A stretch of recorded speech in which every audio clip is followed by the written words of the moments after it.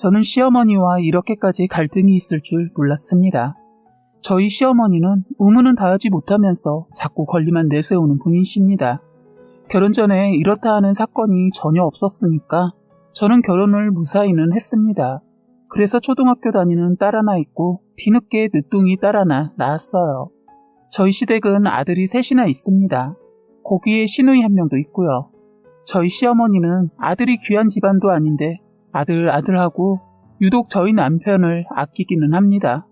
그게 제 고생길이고 제가 제일 스트레스 받는 일이기도 해요. 시아버지가 능력이 안 되어서 시어머니가 집안을 이끌어가기 위해 젊었을 때부터 일을 다녔다는데 그때 남편이 사고로 크게 다쳤다네요. 그런데 먹고 살기 바빠서 같이 있어주지 못했다고 해요. 시어머니가 일을 다니셔서 할 수 없이 저희 남편만 그때 시할머니 손에 맡겨지면서부터 계속 떨어져서 할머니 손에 컸다고 하더라고요. 그래서인지는 몰라도 시어머니는 미안한 마음과 짠한 마음에 저희 남편만 보면 그때 그 시절로 돌아가는 것 같아요. 그 순간에 돌아가 멈춰버리는 것 같습니다. 그래서 아들 얼굴 간만에 보면 밥 한 그릇 다 먹을 때까지 옆에 붙어서 반찬 놓아주고 꼬치꼬치 캐묻는데 저도 애를 낳은 부모라 그 마음 충분히 이해하려고 해도 나이가 40이 넘는 아들 엉덩이를 두드리면서 아주 애 취급을 하니까 아주 꼴보기 싫더라고요. 그래요. 여기까지는 좋아요. 그런데 자식들끼리는 크게 차별을 안 하는데 문제는 며느리들을 차별을 하세요. 큰형님은 공무원으로 일하시고 동서는 약사로 일을 하고 있어요. 저도 결혼 전에는 교직에 몸담고 있었습니다. 제가 일을 할 때는 없던 차별이 일을 그만두게 되면서부터 시작되었어요. 이제부터 하나하나 얘기를 해볼까 합니다. 남편은 사실 저랑 재혼을 한 사람입니다. 첫째는 마음으로 낳은 자식이에요. 첫째가 저의 유치원의 원생이었고 저희 반이었는데 유독 저를 잘 따랐어요. 어디를 가나 제 손을 꼭 잡던 아이였습니다.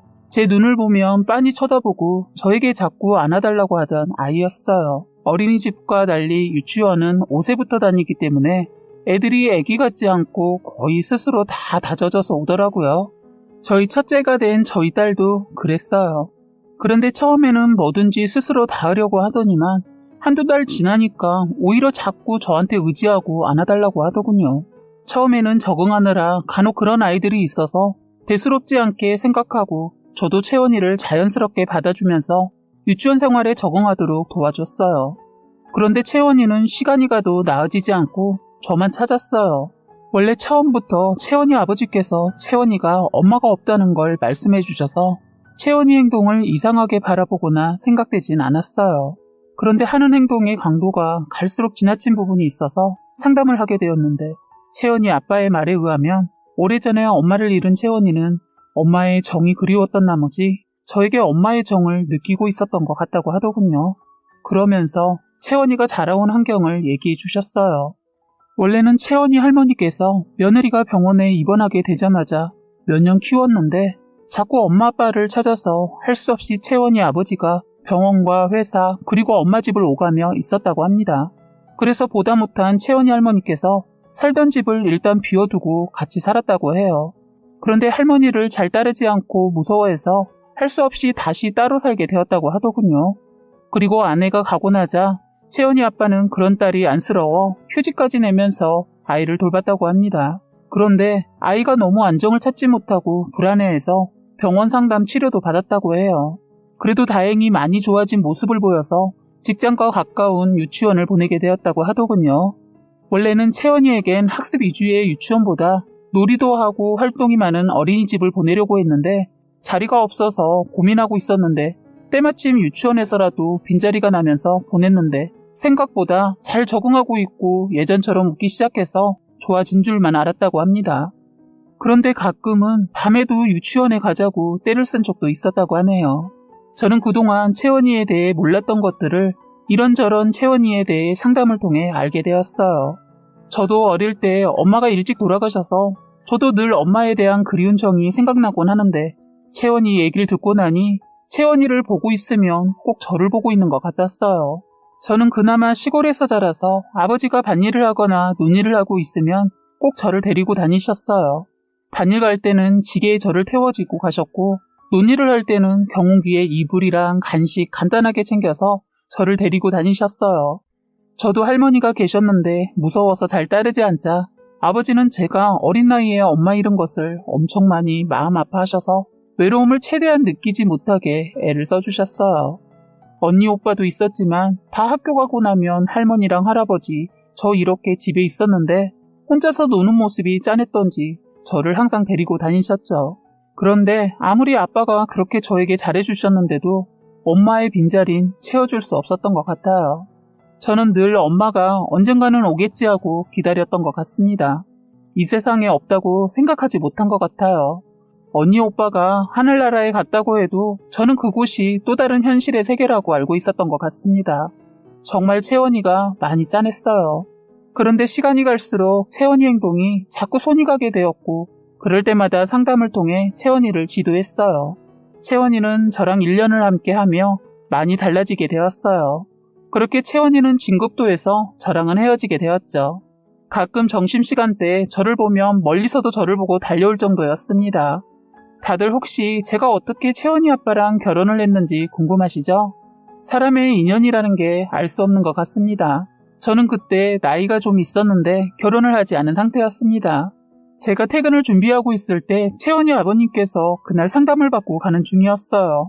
같이 주차장으로 가면서 그동안의 약간의 안부를 묻고 헤어졌는데 그만 제 차가 시동이 걸리지 않는 거예요. 그 모습을 보았는지 저한테 다시 오셔서는 도움을 주셨어요. 그렇게 도움을 받고 저는 친구들이랑 저녁 약속 장소에 갔는데 그곳 문 앞에서 제 친구와 채원이 아버님이 얘기를 하고 있는 거예요. 저희는 서로 보고 너무 놀랐어요. 왜냐면 채원이 아빠가 제 친구의 친구였던 겁니다. 와, 인연이라는 게 이런 건가요? 어디서 봤는데 대부분 사람들 인맥을 4다리 건너면 아는 사람들이라고 하는 말 들어봤지만 제가 그걸 겪고 나니 신기했어요. 친구가 저를 그분께 소개해 주려고 할 때 안다고 하니까 친구가 더 들떠서 뭐야 둘이 하면서 신기해 하더군요. 그렇게 뜻밖의 인연에 놀라면서 일단 친구도 채원이 아빠도 일행이 있어서 가볍게 인사를 하고 각자 자리로 돌아갔어요. 그러고 보니 친구가 전에 말한 것이 생각났어요. 친구 아내가 갑작스럽게 이 세상을 병으로 떠나게 되어서 남자친구가 힘들어한다고 말한 기억이 나더군요. 저는 저희 원 아이들에 관한 것들을 제 친구들에게 말하지 않는 성격이다 보니 제 친구는 제가 채원이 아빠를 안다는 걸 알 리가 없었죠. 그리고 친구도 채원이 아빠라고 말하지 않고 친구 이름을 말하다 보니까 전혀 눈치채지 못했어요. 저희는 서로 우연치고는 너무 서로 가까운 친구의 친구라는 것이 너무 황당했어요. 저희는 그렇게 간단하게 인사를 하고 헤어졌는데 그날 이후로 제 친구가 자꾸 이것도 인연 같은데 혹시 애가 걸리지 않는다면 제가 나이가 있으니까 너무 고르지 말고 한번 잘해보라고 자꾸 그러더니 제가 싫은 내색을 보이지 않아서 그런지 이 친구가 저 모르게 채원이 아빠도 모르게 또 자리를 마련한 거예요. 그렇게 해서 저희는 다시 만나게 되었고 친구가 몇 번의 자리를 또 마련하면서 저희는 서로 친구가 되기로 하고 가끔 셋이서 만남을 가지곤 했습니다. 그러다 어느새 저도 모르게 제 마음에 사랑의 싹이 트고 있다는 걸 알게 되었습니다. 서로의 마음을 확인한 저희는 원해는 비밀로 하고 1년간 연애를 했습니다. 그렇게 해서 결혼을 하고 저는 일을 그만두고 채원이와 많은 시간을 더 보냈어요. 저는 순간순간 채원이를 제가 낳은 것 같은 마음이 드는 거예요. 너무 이쁘고 사랑스러운 딸을 그냥 얻은 것 같아 행복했습니다. 그런데 결혼이라는 게 저희 셋만 사는 것이 아니다 보니 자꾸 시댁과 마찰이 생기게 되는 거예요. 특히 시어머니는 자꾸 형님과 동서를 빗대서 저를 비교하셨어요. 저희 시어머니는 이상한 사고를 가지고 계신 것 같아요. 집에서 애 키우면 놀고 먹는 줄 아세요. 이때만 해도 채원이 하나라 시간적 여유는 많았던 건 사실입니다.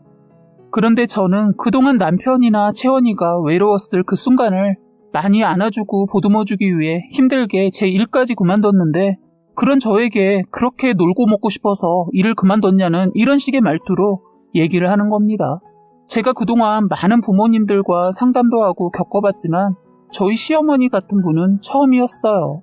저는 발끈해서 시어머니한테 놀고 먹으려고 했으면 결혼도 하지 않았다고 했습니다.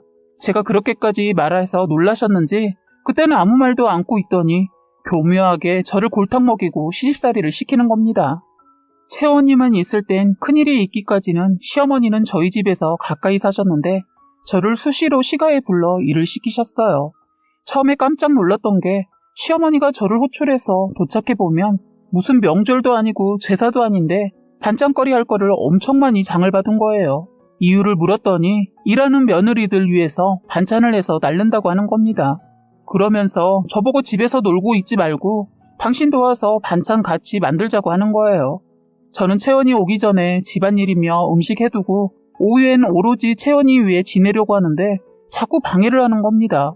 처음 시어머니가 저에게 이런 일을 시키기 위해 했던 행동이 아침부터 너무 다급하게 불러서 저는 무슨 큰일이나 난 줄 알고 집안일도 미루고 달려갔거든요. 그런데 아무렇지 않게 반찬하게 불렀다고 하는 거예요. 너무 황당했어요. 그날은 첫날이라 얼떨결에 그냥 해드리고 왔어요. 그런데 자꾸 일주일이 지나면 또 전화해서 반찬하러 오라고 하는 거예요. 저는 이건 아닌 것 같아 못 간다고 했습니다.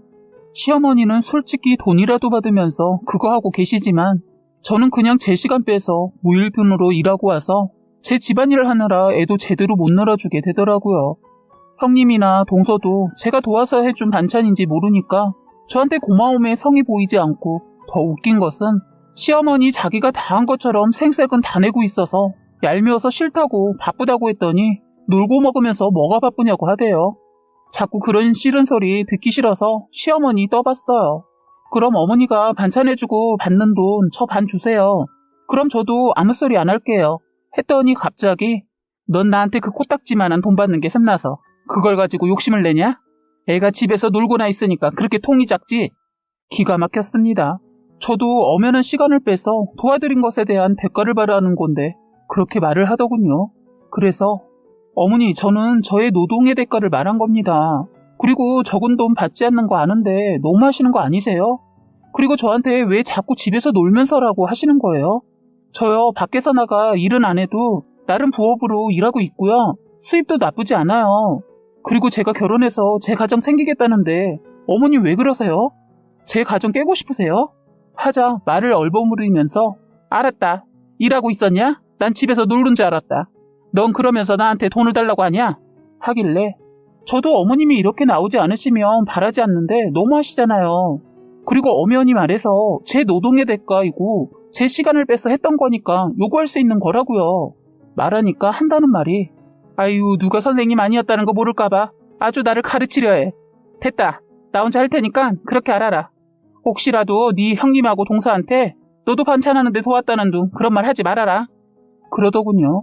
그렇게 해서 저 주마다 반찬하는 거 안 하게 되었습니다. 그런데 그런 일이 있고 나서 저를 믿게 봤는지 저희 집에 오면 트집을 잡기 시작했어요. 애는 언제 낳을 거냐부터 시작해서 아들이 집안일 하는 꼴도 못 보시는 시어머니세요. 쉬는 날 집안일이라도 도와주면 일하는 아들 시킨다며 불호령이 떨어지는 분이시죠. 한 번은 남편이 워낙 눈치가 없어서 시어머니가 전화해서 뭐하고 있냐고 물어보면 바보같이 너무 착해서 저를 도와주는 것을 자랑이라도 하듯이 또 꼬치꼬치 다 아낌없이 말을 다 해주고 있더군요. 그런 날은 어김없이 돌아오는 것은 시어머니의 따끔한 잔소리입니다. 이런 일로 신혼 때 하도 당해서 진절머리가 났어요. 그렇게 아까우면 자식을 끼고 평생 살지 왜 장가를 보냈는지 모르겠어요. 나중엔 이대로 안 되겠다 싶어서 머리를 굴려서 남편을 교육시켰는데 여자의 말에는 저희 남편은 못 따라오더군요. 특히나 말발이 뛰어난 저희 시어머니 유도신문을 바보같이 속이지 못하고 항상 넘어가더군요. 제가 둘째를 갖기 전까지 정말 시어머니가 저희 집만 오면 집이 시끄러웠던 것 같아요. 제가 그냥 넘겨버리는 성격이 안 되다 보니까 어머니는 저를 굽히게 하려고 더 길을 세우고 저에게 덤벼들었죠. 가만히 보면 항상 저한테 당신이 잘못해놓고 제가 어머니를 가르치려 한다고 하면서 내가 네 학생인 줄 아냐며 하면서 정 가르치고 싶으면 일을 하라고 하더군요. 저도 큰애와 조금 더 시간을 보낸 후에는 일하려고 생각하고 있는데 자꾸 시어머니가 그러니까 열이 받더라고요. 그리고 일을 쉬고 있는 동안 계획한 것 중에 임신도 있었는데 때마침 임신을 하게 되었어요. 그런데 그 이후로부터 제가 애 낳고 육아에 지쳐 안부 전화를 못 드려도 시어머니 이상하게 저한테 예전처럼 대하지 않고 뭔가 저한테 바라는 사람처럼 제 말에 다 오케이 하면서 제 비유라면 비유를 맞추는 거예요. 왜 이러시나 했더니 다 이유가 있었어요. 그때 시어머니께서 합가를 하자는 겁니다. 그 문제로 시어머니와 문제가 생겨서 대판 싸우게 되었어요. 시어머니 형님하고 동선에 반찬해주고 돈 받고 따로 용돈도 받고 있는데 그걸로는 부족했는지 저희랑 살면서 애를 봐줄 테니 돈을 달라고 하는 겁니다. 저도 이제 일을 슬슬 시작해볼까 고민하던 차에 그럴까 했는데 동서한테서 전화가 왔어요. 형님 감사해요. 형님이 우리 수민이도 어머님이랑 같이 봐준다고 했다면서요? 요즘 너무 힘들었는데 너무 잘 된 것 같아요. 애 문제로 일을 그만두네 만에 했는데 이제 걱정 덜었네요. 하는 겁니다. 이건 무슨 말이지 했습니다. 그래서 다시 물었죠. 동서 그게 무슨 말이야? 제가 저번 주에 어머니한테 수민이 좀 봐달라고 하니까 못 봐준다고 하더라고요. 그럼 일을 그만두는 수밖에 없다고 하니까 그러지 말고 며칠만 기다려보라고 하시더니 저번 주에 전화하셔서 형님이 봐주신다고 했다고 걱정하지 말라고 하더라고요. 저는 형님이 유치원 선생님도 하셨으니까 어머님보다 너무 안심되고 믿음이 가서 감사하기도 하고 페이는 어느 정도 드려야 하나 해서 상의도 할 겸 전화드렸어요. 참 어이가 없었습니다. 저는 행여나 동서가 끝까지 제가 동서에 봐주는 걸로 알고 있을까봐 다시 말해줬어요. 절대로 그럴 일 없고 저도 다시 출근을 할 계획이라고 말했어요. 그랬더니 거기다 더 기가 막힌 말을 들었네요. 형님 그런데요. 모르시는 것 같아 말씀드리는 건데 어머님 말로는 아가씨에도 같이 봐준다고 들었는데 이러더군요. 이렇게 합가 결정이 나기 며칠 전에 알게 되었는데 시어머니 꿍꿍이가 있었더군요. 누구 맘대로 이런 결정을 혼자서 다 하셨는지 기가 막혔어요. 아가씨가 원래는 시댁과 거리 있는 곳에서 살았는데 애가 둘이 생기면서 갑자기 애들 고모부랑 주말부부로 지내기로 하고 시어머니 근처로 이사를 왔어요. 이제야 왜 힘들게 이사를 했는지 알 것 같았어요. 원래 같이 사는 것도 생각을 했었는데 시누이 자기 남편 주말마다 오면 행여나 자기 남편이 장모 눈치 보느라 쉬지도 못할까봐 여우 같은 것이 머리 써가며 신경을 썼더라고요. 이사 오기 전에 시누이가 저한테 합가하지 뭐하러 같은 동네에서 따로 사냐고 했던 말이 생각나네요. 여우 같은 거. 며느리는 당연히 시어머니 눈치 봐도 되고 사위는 장모 눈치 보면 힘들다고 생각하는 거 봅니다. 시어머니도 웃긴 게 자기 사위는 자기 딸 도와주는 건 당연하다고 생각하면서 제 남편이 그러니까 아들이 저를 도와주면 날벼락이 떨어집니다. 웃기는 모녀더라고요. 그래서 아주버니는 그런 자기 엄마와 여동생이 꼴보기 싫어서 시댁에 거의 안 오시고 형님만 가끔 오는데 반찬도 시어머니가 원해서 해드리고 있어요. 그러다 보니까 형님도 어쩔 수 없이 용돈 드리고 반찬값 드리고 하는 것 같았어요. 시어머니 돈 챙기려고 하는 데에는 뻔히 보이는 행동을 하면서 얄밉게 구는 그런 사람입니다. 그때도 어이없어서 제가 아가씨한테 그럼 아가씨가 합가하라고 했더니 자긴 출가회의이다 뭐다 뭐 이딴 소리를 하길래 그럼 출가회의이면 시댁에는 신경도 쓰지 말고 참견하지 말라고 해줬네요. 그런데 이번 일도 그냥 넘어갈 수 없는 것이길래 화가 치밀어 오는 것을 겨우 참고 저는 작정을 하고 시어머니 집으로 남편도 그쪽으로 퇴근을 하라고 하고 저는 아이들을 옆집 언니한테 맡겨두고 시댁에 쫓아갔어요. 시댁에는 시어머니와 시누이가 있더군요. 저를 보자마자 시누이 언니 어려운 결정했다고 들었는데 어떻게 합가를 생각했어요? 이러더군요. 기가 막혀서 시어머니 자기 혼자 북치고 장구치고 다 했더군요. 그래서 저는 어머님 제가 언제 어머님이랑 합가한다고 했죠? 저는 고민을 한다고 했지 한다고 결정 내리지 않았어요. 그리고 더 기가 막힌 게 어머니 왜 동서애와 아가씨 애들까지 봐준다고 했다고 하던데 그게 무슨 말이죠? 꿈꾸셨어요? 하자 시누이 발끈하더니 아니 언니가 애 봐준다고 해서 이사도 결정했는데 그게 무슨 말이에요? 이건 또 무슨 말인가 싶었어요. 세상에 시어머니 대단하시더군요.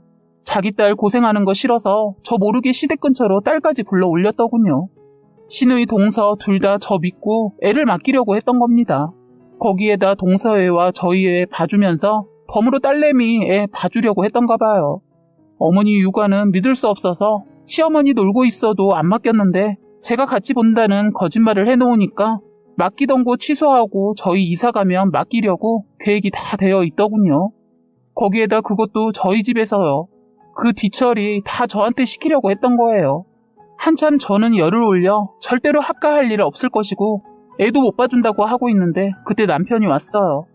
남편도 어느 정도 들어서 그런지 남편이 더 열을 내고 어머니한테 대들었어요.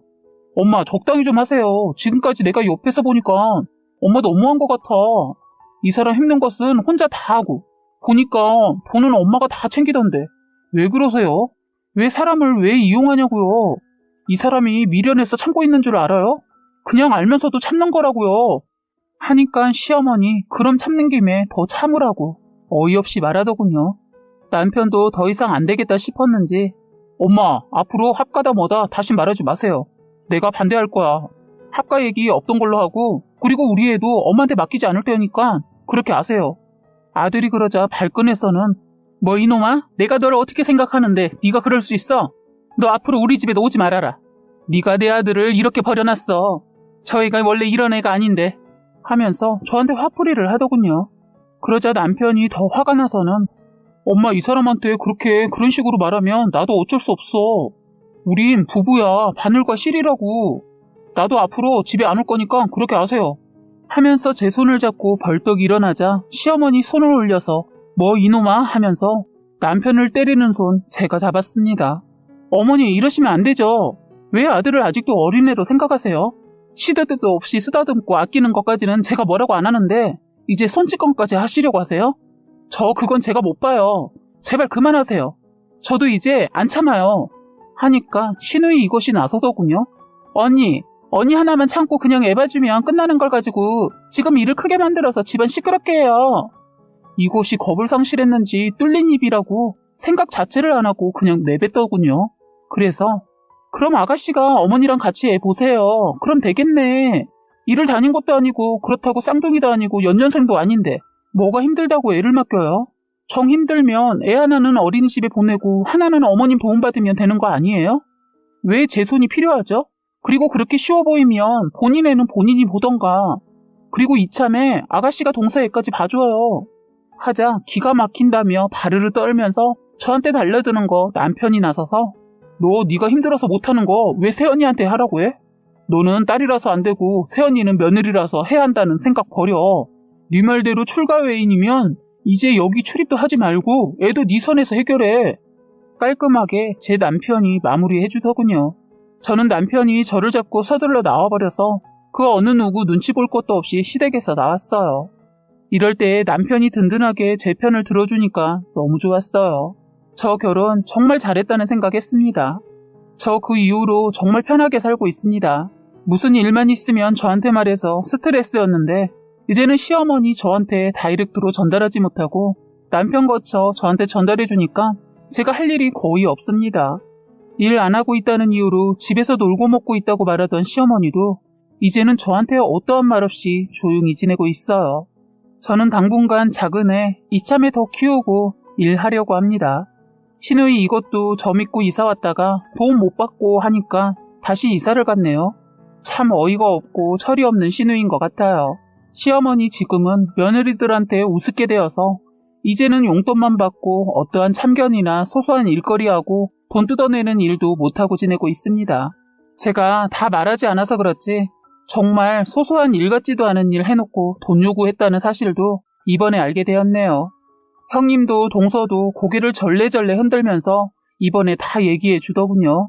그동안은 그냥 제 앞에서 시어머니 흉보는 게 조심스러워서 참고 있었다고 하면서 제가 이번 일로 발칵 뒤집어버리자 그 전에 있었던 얘기를 다 해주더군요.